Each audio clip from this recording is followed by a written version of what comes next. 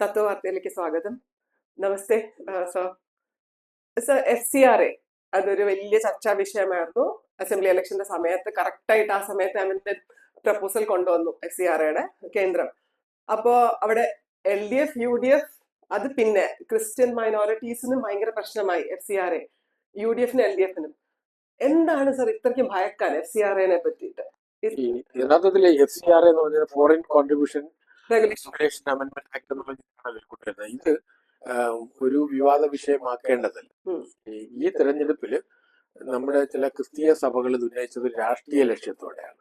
കാരണം ഇത് ക്രിസ്ത്യൻ സമൂഹവുമായിട്ടോ അല്ലെങ്കിൽ ഹിന്ദു സമൂഹവുമായിട്ടോ അല്ലെങ്കിൽ ഏതെങ്കിലും ഒരു പ്രത്യേക വിഭാഗവുമായി ബന്ധപ്പെട്ട വിഷയമല്ല. വിദേശത്തിൽ നിന്ന് നിങ്ങൾക്ക് സ്വീകരിക്കുന്ന സംഭാവനകൾ നിങ്ങളുടെ അധ്വാനമല്ല, സംഭാവനകൾ, നിങ്ങൾക്ക് ലഭിക്കുന്ന സംഭാവനകൾ അതെങ്ങനെ വിനിയോഗിക്കുന്നു. ബിനാമി സംഘടനകൾ ഉണ്ടാവാം, ജന്യായ സംഘടനകൾ ഉണ്ടാവാം, പലതരത്തിലുള്ള NGOs എല്ലാം ഉണ്ടല്ലോ. അപ്പൊ വിദേശ നാണയം അല്ലെങ്കിൽ വിദേശ പണം ഇന്ത്യക്ക് വരാൻ നിങ്ങളുടെ മൗലിക അവകാശമല്ല വിദേശ സഹായം തേടുന്നത്. അങ്ങനെ ഒരു അവകാശം ഇല്ല. അല്ല, ദാനം കിട്ടുന്നതാണ്. അതെ, നിങ്ങൾക്ക് ദാനം തരണമെന്നുള്ള അവകാശം അങ്ങനെ. അതുപോലെ FCRA എന്ന് പറയുന്നത് ഇന്ത്യയിൽ ഏറ്റവും കൂടുതൽ മിസ്യൂസ് ചെയ്യപ്പെടുന്ന ഒരു സംവിധാനമാണ്. അതായത് വ്യാപകമായ രീതിയിൽ പണം ഇന്ത്യയിലേക്ക് ഒഴുകി, വിശേഷം കോൺഗ്രസ് ഭരണ കാലഘട്ടത്തിൽ ആദ്യ കാലഘട്ടത്തിൽ തന്നെ നമ്മുടെ ഇന്ത്യയിലേക്ക് കോടിക്കണക്കിന് ഡോളർ അല്ലെങ്കിൽ ഒഴുകിയിട്ടുണ്ട്.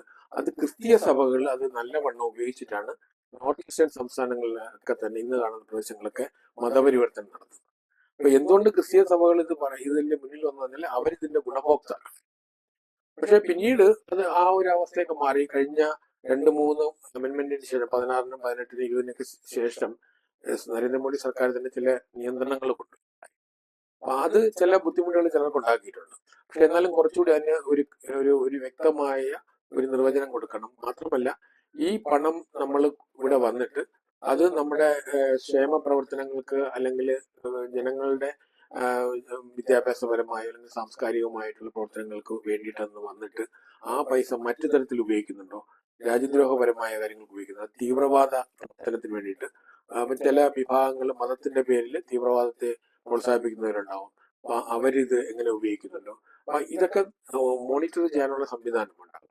അപ്പൊ നമ്മൾക്ക് പണം ഇങ്ങനെ ഒഴുകി വരുമ്പോൾ ഈ പണം ഇവിടെ വിനിയോഗിക്കുന്നത് അത് വ്യവസ്ഥാപിതമായ രീതിയിലൂടെ വേണം വിനിയോഗിക്കേണ്ടത്. അപ്പൊ അതിനൊരു സുതാര്യത വരണം, നിയമപരമായിട്ടുള്ള ഒരു മോണിറ്ററിംഗ് ഉണ്ടാവണം. ആ ഒരു ലക്ഷ്യത്തോടെയാണ് ഗവൺമെന്റ് ഇത് കൊണ്ടുവരുന്നത്. അപ്പൊ ഇന്ന് നമ്മൾ പറയുന്നത് പോലെ ഏതെങ്കിലും ഒരു മതവിഭാഗത്തെ മാത്രമല്ല, ഒരുപക്ഷെ ക്രിസ്ത്യൻ സഭകളെക്കാൾ ഉപരി ഈ വിദേശ പണം ലഭിക്കുന്ന ഹിന്ദു സംഘടനകൾ ഉണ്ടാവും. കാരണം ഇന്ത്യയിൽ നമുക്കറിയാം, ഇന്ത്യ ഒരു വലിയ രാജ്യമാണ്. ക്രിസ്ത്യൻ സമൂഹം 2.5% ജനങ്ങൾ ചെറിയ പ്രദേശങ്ങളാണ്. അതിനേക്കാളും സംഘടനകളുണ്ട്. അപ്പം ഇതിന്റെ ഇരയാകുന്നത് ക്രിസ്ത്യാനികൾ എന്ന് പറയുന്ന വാദത്തിന് യാതൊരു പ്രസക്തിയും ഇല്ല. അത് ആൾക്കാർ ചിന്തിക്കുന്നു. അത് കേരളത്തിലെ ചില സഭകളുടെ വ്യക്തമായ രാഷ്ട്രീയമാണ് അതിന്റെ പുറകിൽ. ഈ തെരഞ്ഞെടുപ്പ് വേളയിൽ ആ വിഷയത്തെ അവർ അവതരിപ്പിച്ചത് നമുക്കറിയാം, കേരളത്തിലെ അവർക്കൊരു കോൺഗ്രസ് അനുകൂല നിലപാടാണ് പൊതുവെ ഉണ്ടാകുക സഭകൾ ഇലക്ഷൻ വരുമ്പോഴത്തേക്ക്. അപ്പൊ ഇലക്ഷൻ അവർ ഇതിന്റെ ഒരു ആയുധമാക്കിയതാണ്. ഞാൻ ഒന്നും ചോദിച്ചത് സർ, കോൺഗ്രസിനെയാണ് അവർ സപ്പോർട്ട് ചെയ്യണമെന്ന് പറയുമ്പോൾ ഞാൻ പറയാണ്, ഞാൻ വായിച്ചതിൽ അറിഞ്ഞ ഒരു കാര്യം എന്ന് പറഞ്ഞാൽ 1917 ഇന്ദിരാഗാന്ധിയുടെ സമയത്താണ് ആദ്യമായിട്ട് ഇത് കൊണ്ടുവരാൻ ഒരു പ്രപ്പോസൽ മാതിരി വന്നതും, പിന്നെ ഇത് ആദ്യം പാസ്സാക്കിയത് മൻമോഹൻ സിംഗ് ഗവൺമെന്റ് ഉള്ള സമയത്താണെന്ന് ഞാൻ കേട്ടിട്ടുണ്ട്. അത് സത്യമാണോ എന്ന് എനിക്കറിയില്ല. പിന്നെ അതുകൊണ്ട് ഇവർക്ക് അങ്ങനെ പറയാൻ യാതൊരു ന്യായം കോൺഗ്രസിന് വരുന്നില്ല. ക്രിസ്തീയ സഭകൾക്കായാലും ശരി, UDF സപ്പോർട്ട് ചെയ്യുന്ന അവർക്കും അത് പറയാനുള്ള യാതൊരു വകുപ്പും ഇല്ലെന്നാണ് എനിക്ക് തോന്നുന്നത്, അല്ലെ? അതെ, ഈ വിദേശ പണം ഇന്ത്യയിലേക്ക് ഒഴുകുന്നത് പഴയ കാലത്ത് വളരെയധികം ഒഴുകിയിരുന്നു. ഇപ്പോഴും അതുപോലെ തന്നെയാണ്. പക്ഷെ എന്നാൽ അതിന് ചില നിയമപരമായ നിയന്ത്രണങ്ങൾ ഈ ആക്ടിലൂടെ വന്നിട്ടുണ്ട്. പക്ഷെ നമ്മളൊരു ആക്ട് വരുമ്പോഴേ നടപ്പാക്കുമ്പോഴാണല്ലോ അതിന്റെ ലിമിറ്റേഷൻ. അതനുസരിച്ച് ഗവൺമെന്റ് നല്ല ലക്ഷ്യത്തോടാണ് കൊണ്ടുവന്നത്. ഞാൻ പറഞ്ഞ കേരളത്തിലുണ്ടായ എതിർപ്പിന്റെ പുറകില് രാഷ്ട്രീയമാണ്.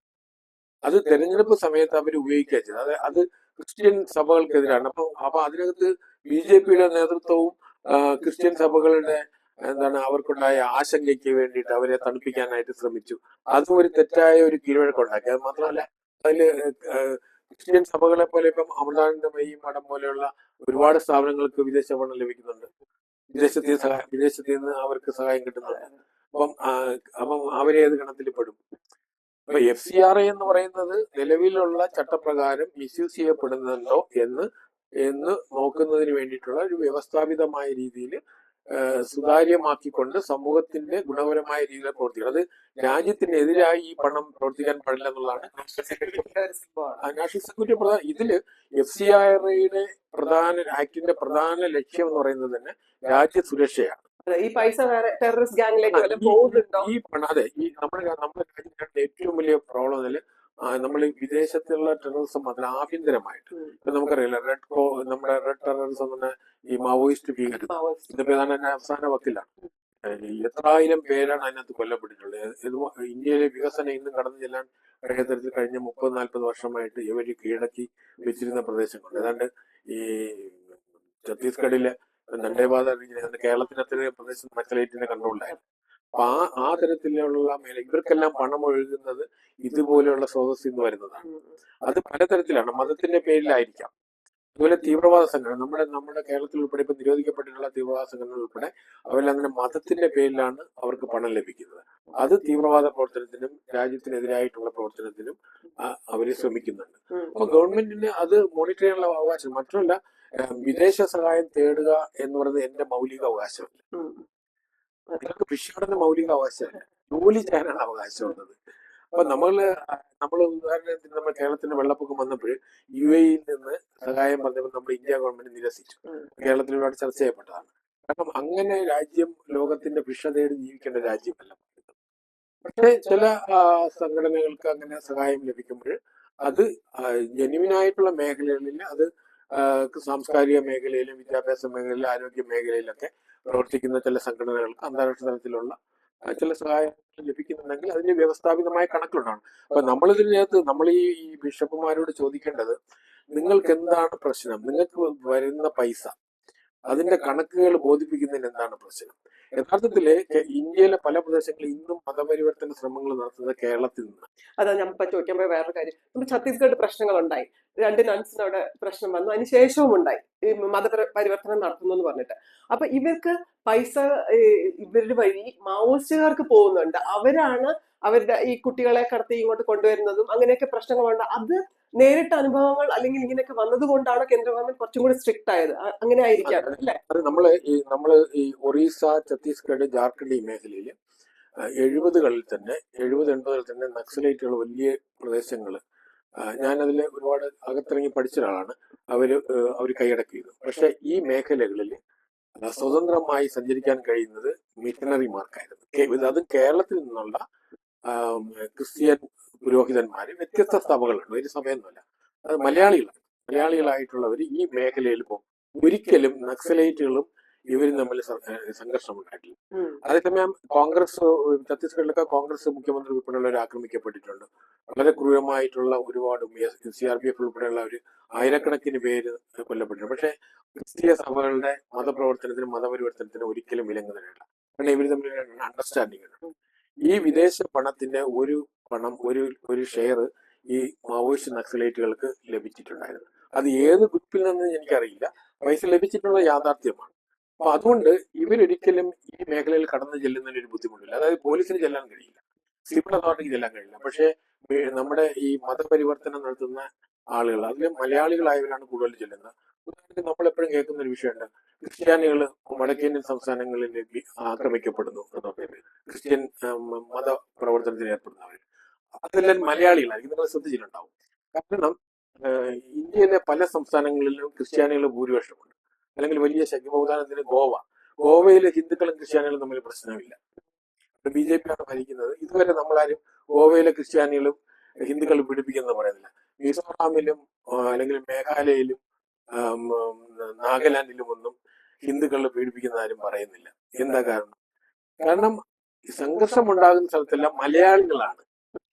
നമ്മൾ പറയുന്ന മധ്യപ്രദേശിലാണെങ്കിലും മഹാരാഷ്ട്രയിലാണെങ്കിലും ഛത്തീസ്ഗഡിലാണെങ്കിലും ക്രിസ്ത്യൻ സഭകളെ, ക്രിസ്ത്യൻ പാതിരിമാർ അല്ലെങ്കിൽ ക്രിസ്ത്യൻ കന്യാസ്ത്രീമാരെ ഉപദ്രവിച്ചു, അല്ലെങ്കിൽ നമ്മൾ പറയുന്ന ഇവാഞ്ചലിക്കൽ ചർച്ചുമായി ബന്ധപ്പെട്ടവരെ ഉപദ്രവിച്ചു എന്ന് പറയുമ്പോൾ അവസാനം കഴിയുമ്പോൾ അവിടെ അറസ്റ്റ് ചെയ്യപ്പെട്ടവരാണെങ്കിലും അല്ലെങ്കിൽ അവിടെ ഇരയായി ആയ ആളും മലയാളിയായിരിക്കും. ഇതെങ്ങനെ മലയാളികൾ അവിടെ ചെല്ലുന്നു? അപ്പൊ ഇവര് മതപരിവർത്തനം നടത്തുന്നത് നമ്മുടെ മൗലിക അവകാശമൊന്നുമില്ല, മതപ്രചരണം നടത്താനുള്ള സ്വാതന്ത്ര്യമാണ് ഭരണഘടന.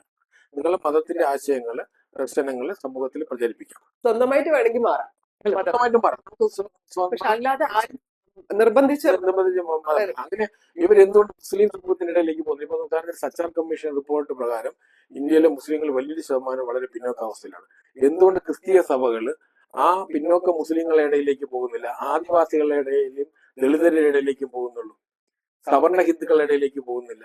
അതായത് ഏറ്റവും ദുർബലമായ നൂറ്റാണ്ടുകൾ വിവേചനം നേരിട്ട ഒരു സമൂഹത്തിന്റെ ദൗർബല്യത്തെ ചൂഷണം ചെയ്യും. ചൂഷണം ചെയ്യാണ്. ഗവൺമെന്റ് ഒരുപാട് വികസന പ്രവർത്തനങ്ങൾ നടത്തുമ്പോഴത്തേക്കും അത് അവരെ എത്തിക്കാതിരിക്കാനായിട്ട്, ഉദാഹരണത്തിന് ഛത്തീസ്ഗഡിലും ജാർഖണ്ഡിലും മധ്യപ്രദേശിലും ഒക്കെ തന്നെ ഈ ആദിവാസി ദളിത് മേഖലകളിൽ ഈ അവർക്കുള്ള എല്ലാ വികസന പ്രവർത്തനങ്ങളെയും തടഞ്ഞു വെച്ചത് നക്സലൈറ്റുകളായിരുന്നു. അപ്പൊ നക്സലൈറ്റുകൾ ഒരു ഭാഗത്ത് തടഞ്ഞു വെക്കുമ്പോൾ തന്നെ അതിനിടയിലൂടെ മിഷണറി പ്രവർത്തനങ്ങൾക്ക് ഒരു തടസ്സവുമില്ലാതെ മുന്നോട്ട് പോകാൻ കഴിയുന്നുണ്ട്. അപ്പൊ നമ്മൾ കേരളത്തിൽ നമ്മൾ ഇത് കൂടുതൽ ചർച്ച ചെയ്യപ്പെടണം. ഇപ്പൊ FCRA എന്ന് പറയുന്ന വിദേശ പണം ഇന്ത്യയിൽ വരുന്നുവെങ്കിൽ ആ പണം യഥാവിധി എങ്ങനെയാണ് ഉപയോഗിക്കുന്നത് എന്ന് പൊതുസമൂഹത്തിന് അല്ലെങ്കിൽ പോലും ഗവൺമെന്റിന് ബോധമുണ്ടാവണം. ഗവൺമെന്റിന് അതിനെക്കുറിച്ചുള്ള അറിവുണ്ടാകണം. ഇത് ഈ പണം ദുരുപയോഗം ചെയ്യുന്നില്ല എന്നുള്ള ഇതിൽ അത് ഉറപ്പാക്കണം. അപ്പൊ ഈ അമെന്റ്മെന്റ് ആക്ടില് വേദനയുണ്ടാകുന്നത് ക്രിസ്ത്യൻ സഭകളാണെന്നുള്ളത് നമുക്ക് അംഗീകരിക്കാൻ കഴിയില്ല. കാരണം ഇന്ത്യയില് ജനസംഖ്യയിൽ 30% വരുന്ന ക്രിസ്ത്യൻ സമൂഹമാണ്. എനിക്ക് തോന്നുന്നത് ഇവിടെ വരുന്ന വിദേശ പണത്തിന്റെ വലിയൊരു പണം പോകുന്നത് മറ്റ് ഹിന്ദു വിഭാഗങ്ങളും സംഘടനകൾക്കൊക്കെ ലഭിക്കുന്നുണ്ടാവാം. അപ്പം പല സംഘടനകളും വിദ്യാഭ്യാസ സ്ഥാപനങ്ങൾ നടത്തുന്ന സംഘടനകൾ ഉൾപ്പെടെ പലർക്കും ലഭിക്കുന്നുണ്ടാവും. അതുകൊണ്ട് ഇതൊരു കോമൺ വിഷയമാണ്. അതൊരു ക്രിസ്തീയ വിഷയമായിട്ട് കേരളത്തിലെ തെരഞ്ഞെടുപ്പ് രംഗത്ത് അവതരിപ്പിച്ചത് വളരെ ബുദ്ധിപൂർവമാണ്. അത് PT ജോർജും പറഞ്ഞല്ലോ. അടുത്തൊരു അദ്ദേഹം നല്ലൊരു ക്രിസ്പായിട്ടൊരു ആൻസർ കൊടുത്തല്ലോ. ഇതിനെ പറ്റി എന്തിനാ പേടിക്കേണ്ട ആവശ്യം? ഇതിനെ പേടിക്കണം, രാജ്യദ്രോഹ ശക്തികൾ പേടിക്കണം. ഞാൻ പറഞ്ഞ FCRAയിൽ എതിർക്കുന്നവര് രാജ്യദ്രോഹ നിലപാടെടുക്കുന്ന രാജ്യദ്രോഹ സംഘടനകൾക്ക് പണമൊഴുക്കുന്നവർക്ക് മാത്രമേ ഈ അമെന്റ്മെന്റ് കൊണ്ട് അല്ലെങ്കിൽ ഈ നിയമം കൊണ്ട് ദോഷമുള്ളൂ. വിദേശ പണം സ്വീകരിക്കാതെ ഒരു മതത്തിന്റെയും മൗലിക അവകാശമേ അല്ല.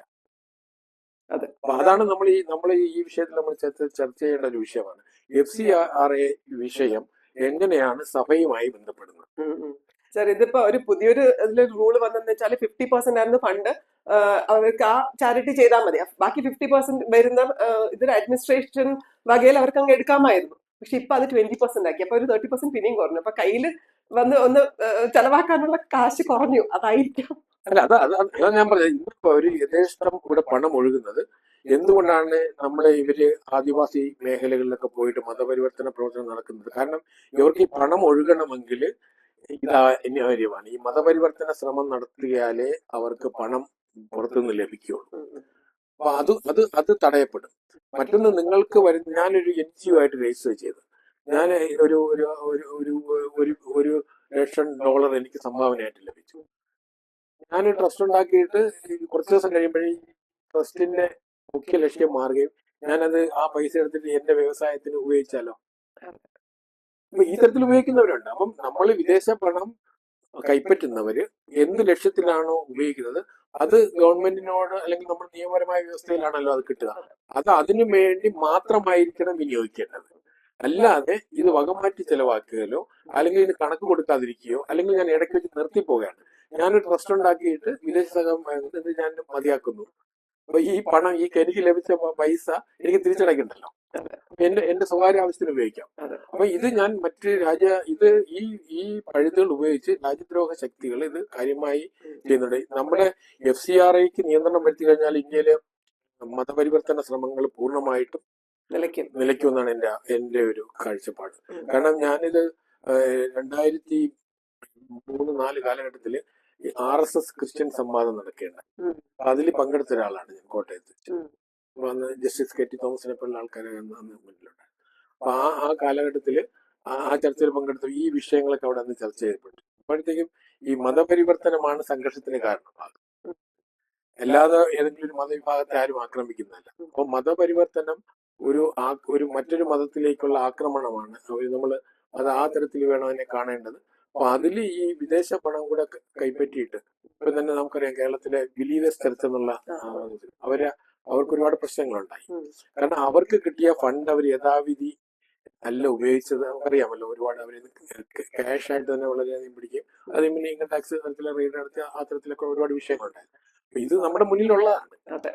അതിനെ ഇതിനെ എതിർക്കുന്ന ബിഷപ്പുമാര് അത്തരം കാര്യങ്ങൾ കൂടെ ന്യായീകരിക്കണം. എന്തുകൊണ്ട് അത്തരം വിഷയങ്ങൾ ഉണ്ടായി. നമ്മൾ ഈ ഡിജിറ്റൽ വേൾഡിൽ വന്നിട്ടും വലിയൊരു തുകയായിരുന്നു ബിലീവേഴ്സിന് ക്യാഷ് ആയിട്ട് പിടിക്കുന്നത് കണ്ടുകെട്ടുന്ന അവസ്ഥയ്ക്ക്.